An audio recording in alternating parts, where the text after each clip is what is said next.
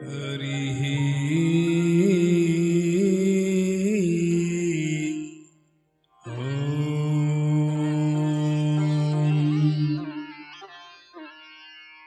चैतन्यं शाश्वतं शान्तं व्योमातीतं निरञ्जनम् नादबिन्दुकलातीतं तस्मै श्री गुरवे नमः। तस्मै श्री गुरवे नमः। बोले वृंदावन बिहारी लाल की। प्रेम से मेरे प्रभु नारायण कहना है। प्रेम से मेरे प्रभु नारायण कहना है। नारायण नारायण नारायण कहना है। नारायण नारायण कहना है। नारायण नारायण नारायण कहना है। नारायण नारायण कहना है। से मेरे प्रभु नारायण कहना है। प्रेम से मेरे प्रभु नारायण कहना है। तन मन धन कुछ अपना न मान कर। तन मन धन सब अपना मान कर। जो भी आए जाए सब प्रभु का ही जान कर। जो भी आए जाए सब प्रभु का ही जान कर। मन की प्रतिकूलता को धैर्य से ही सहना है। मन की प्रतिकूलता को धैर्य से ही सहना है। प्रेम से मेरे प्रभु नारायण कहना है। प्रेम से मेरे प्रभु नारायण कहना है। नारायण नारायण नारायण कहना है। नारायण नारायण नारायण कहना है। जाहि विधि राखें प्रभु ताहि विधि रहना है। जाहि विधि राखे प्रभु ताहि विधि रहना है। जाहि विधि राखें राम ताहि विधि रहना है। जाहि विधि राखे राम ताहि विधि विधि रहना है।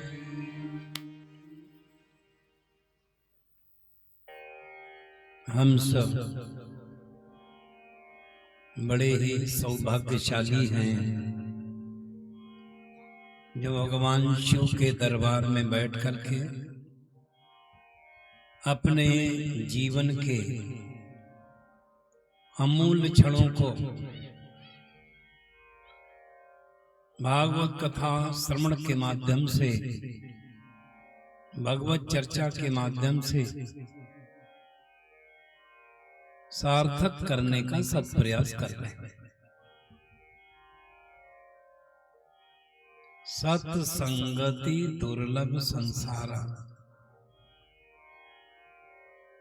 जिसके लिए तुलसीदास जी महाराज कहते हैं कि सत्संग बहुत दुर्लभ है, वो हमें आपको भगवत कृपा से सुलभ हो रहा है, उसका हमें पूर्ण आदर करने का प्रयास करना है। अभी आप बहुत ही रसमयी कथा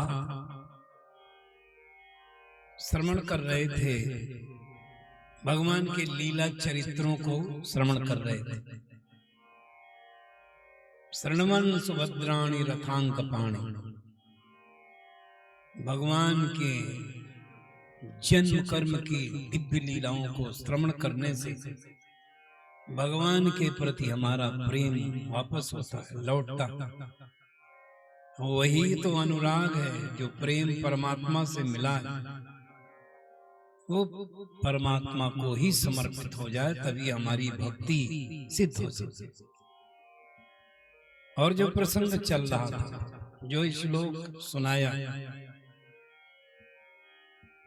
उसमें 3 सूत्र ब्रह्मा जी ने दिया है हमारे सबके काम के। पहला सूत्र है तत्तेनुकंपाम सुसमीक्षमा,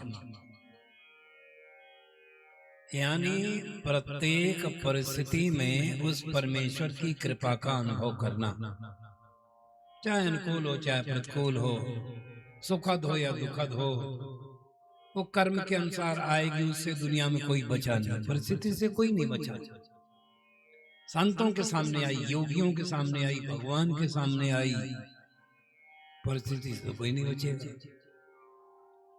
इसलिए मना स्थिति को संभालना, परिस्थिति हम टाल नहीं सकते, लेकिन मना स्थिति हम संभाल सकते हैं। सुखी जनों का सुख न रहेगा, दुखी जनों का दुख न रहेगा।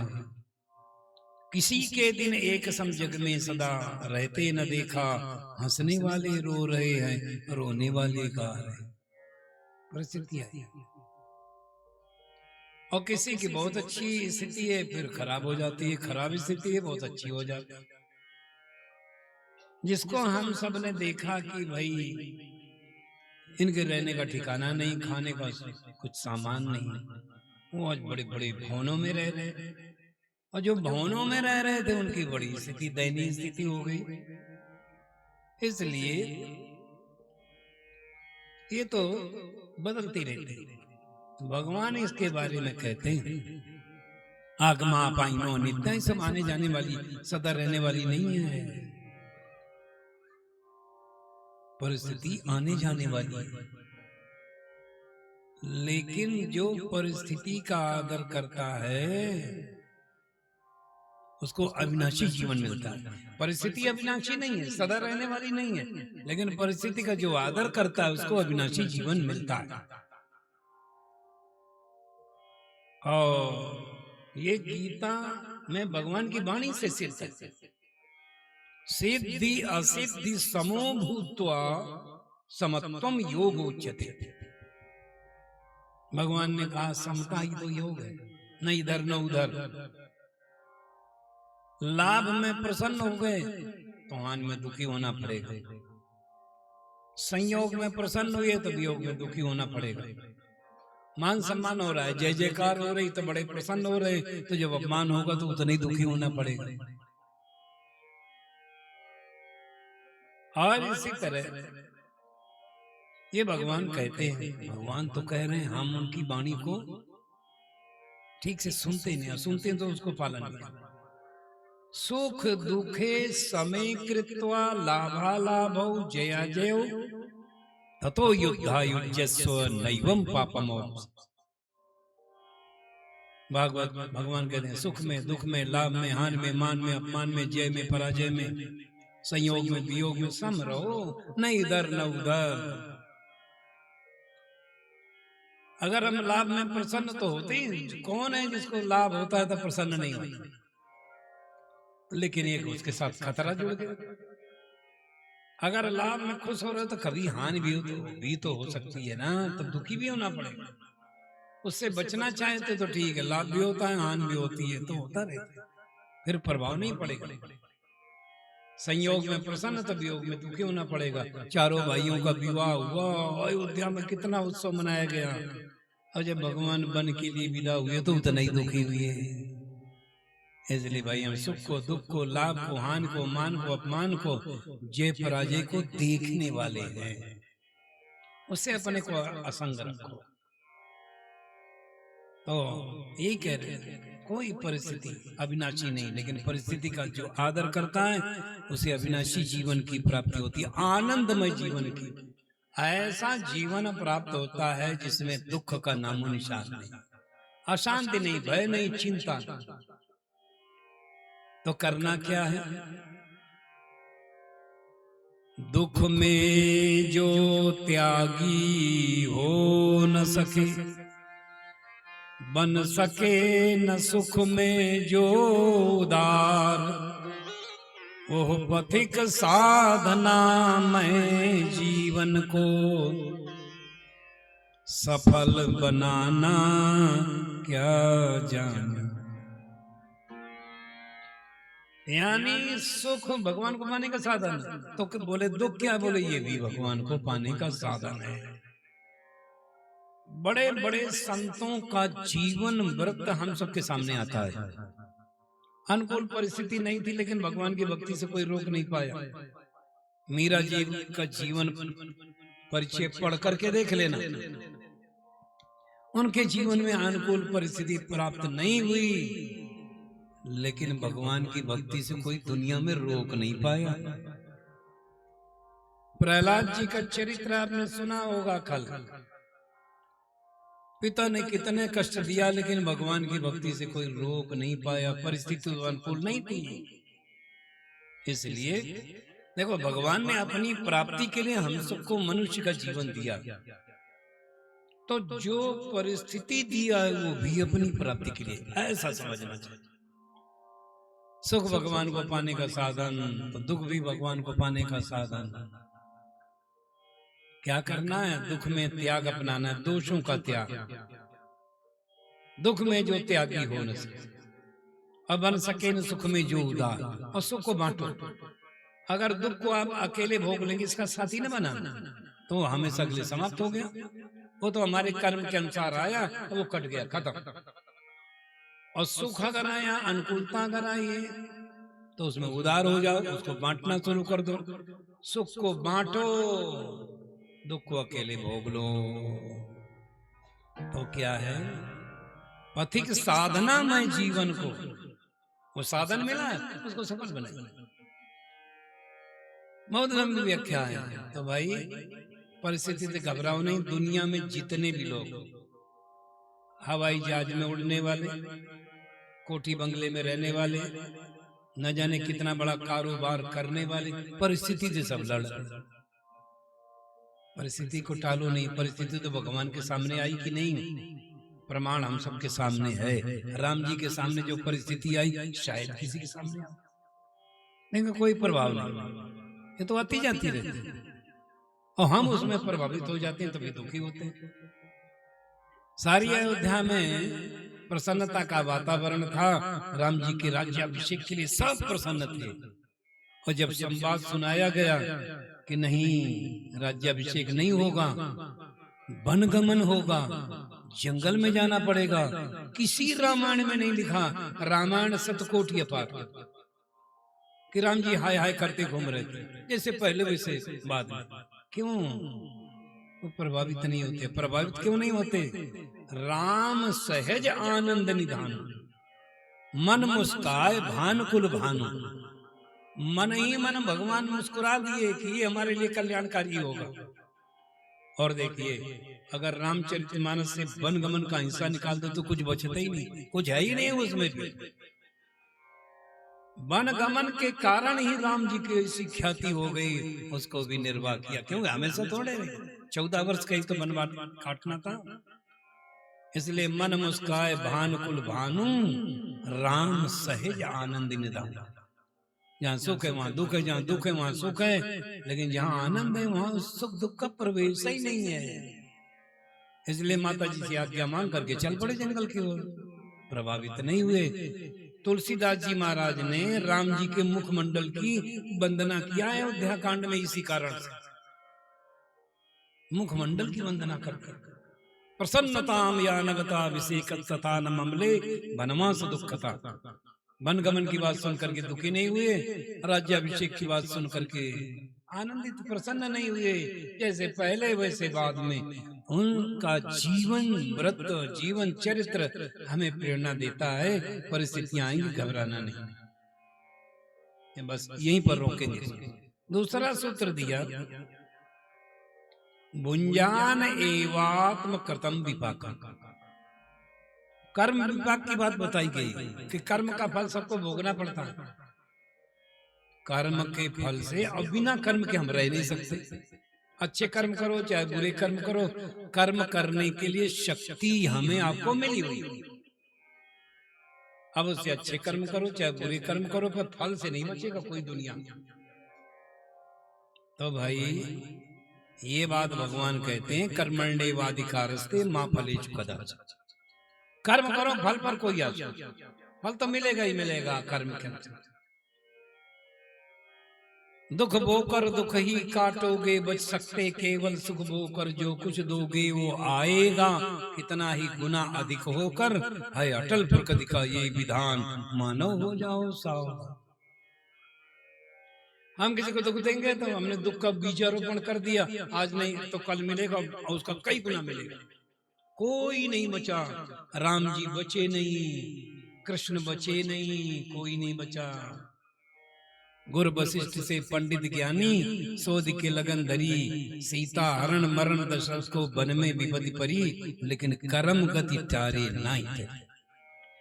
मूर्ख को तुम राज दियो है, पंडित फिरत भिखारी, संतो कर्मन की गति न्यारी। तुलसीदास जी कहते हैं, कर्म प्रधान विश्व करी राखा, जो जिस करी सो तत्फल चाहा। हम जो किसी को दे रहे हैं वो मिलेगा। सुख चाहिए सुख देना शुरू करो, सुविधा चाहिए सुविधा देना शुरू करो, मान सम्मान चाहिए मान सम्मान देना शुरू करो, यहां तक कि धन चाहिए तो धन देना शुरू करो, कई गुना मिलेगा।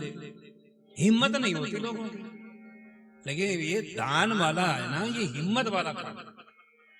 जो हिम्मत वाले हैं वो नकली दौलत के दानी होते, ये दानी असली दौलत के फिर धनी बनाए जाए। आप जो देंगे वो कई गुना मिलेगा। धर्म के मूल में अर्थ है, बिना अर्थ के ये जितना ताना बाना यहाँ से वहां तक, ये सब आपको दिखाई, ये सब अर्थ पर टिका हुआ, ये कार्यक्रम अर्थ पर टिका हुआ है।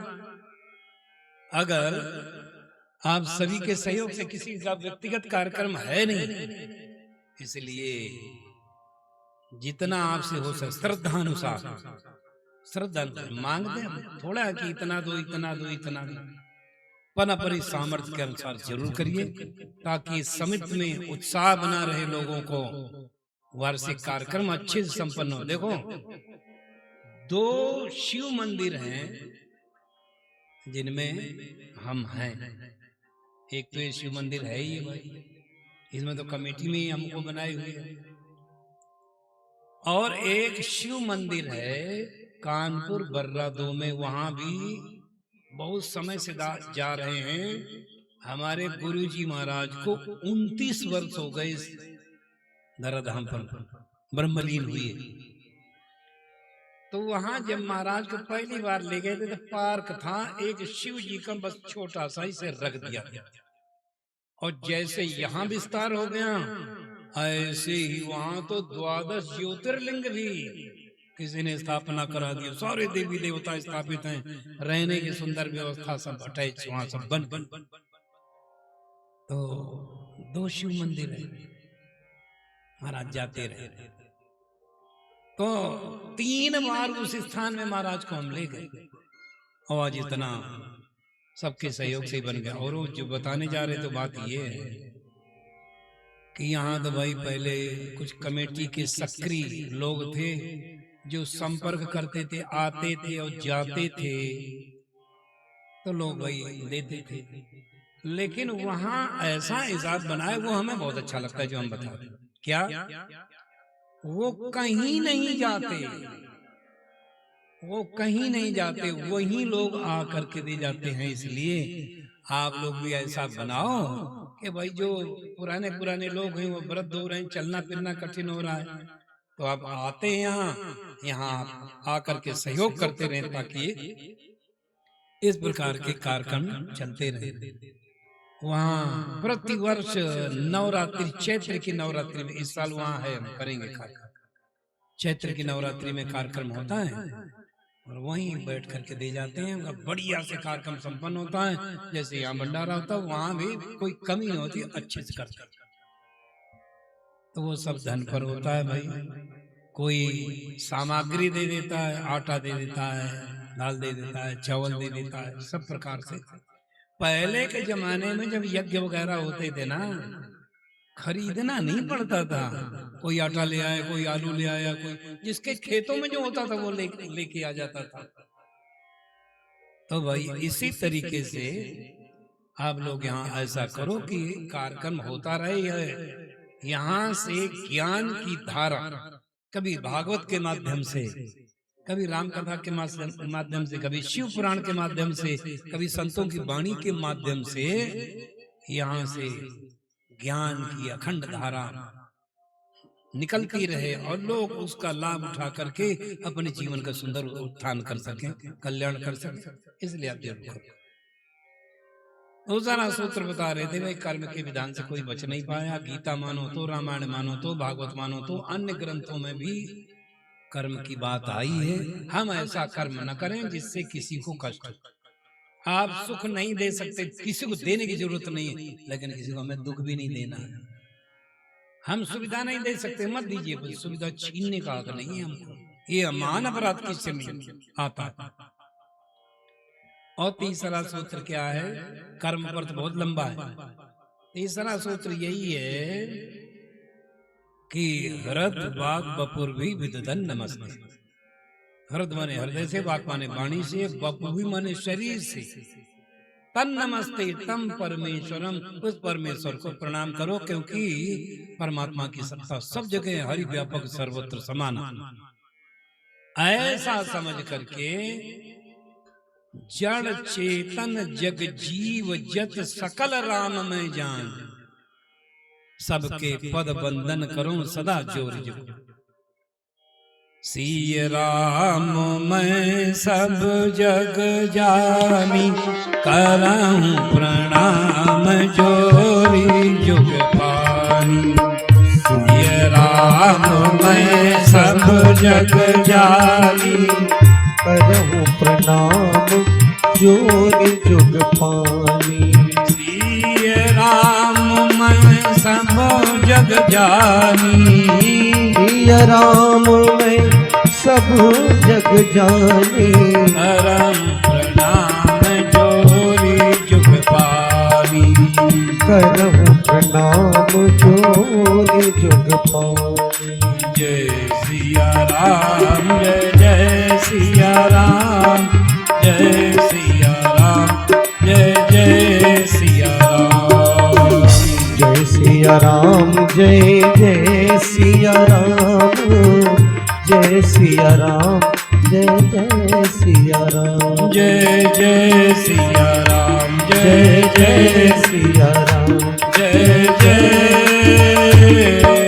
सिया राम।